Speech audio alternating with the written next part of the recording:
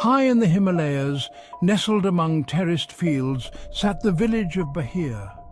Ancient and isolated, it was a place where time moved slowly, where the whispers of the wind carried the stories of generations past.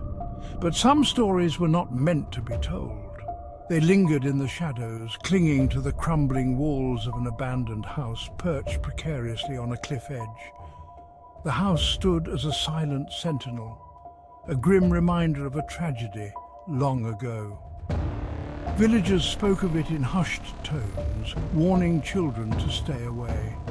They called it Maya's Rest. The house was a testament to decay.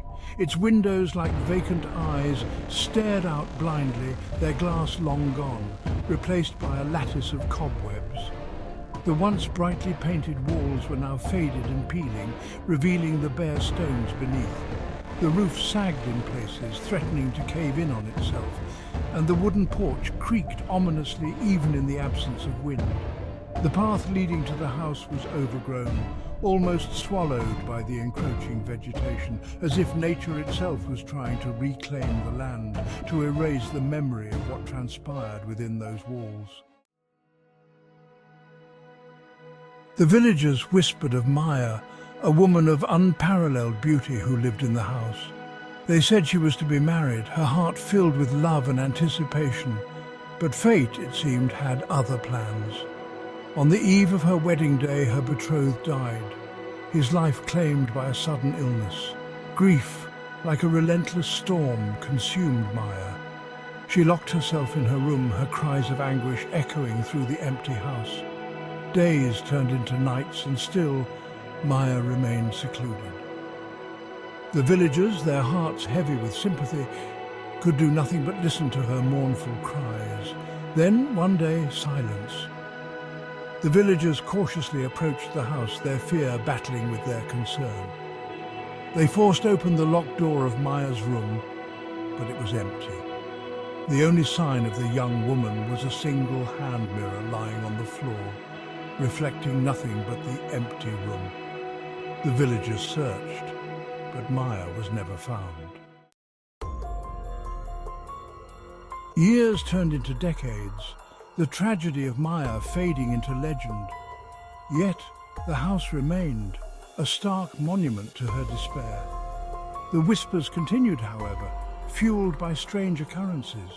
Lights flickered within the abandoned house, shadows moved within its depths, and disembodied whispers seemed to seep from its walls. Then came Raj, a young man from the city, armed with a thirst for adventure and a skepticism for the supernatural.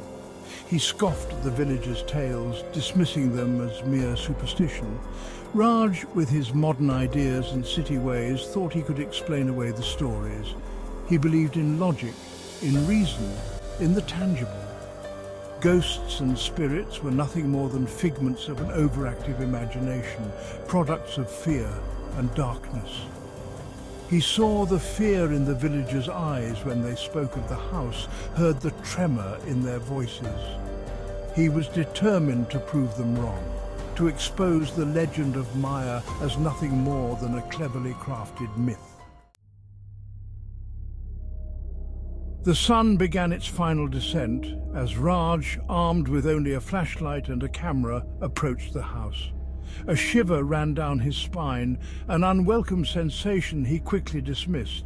He stepped inside, the floorboards groaning in protest beneath his weight.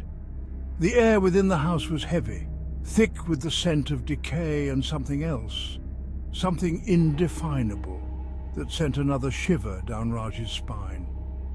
He pulled out his camera, documenting his every move, determined to capture evidence, to expose the truth. As darkness enveloped the house, the temperature plummeted. Raj's breath formed clouds in the freezing air. He could hear the wind howling outside, whistling through the gaps in the walls. He continued deeper into the house, each step punctuated by the sound of his own heartbeat. He reached a room at the end of the hallway, its door slightly ajar. A cold draught emanated from it, carrying with it a low, mournful whisper.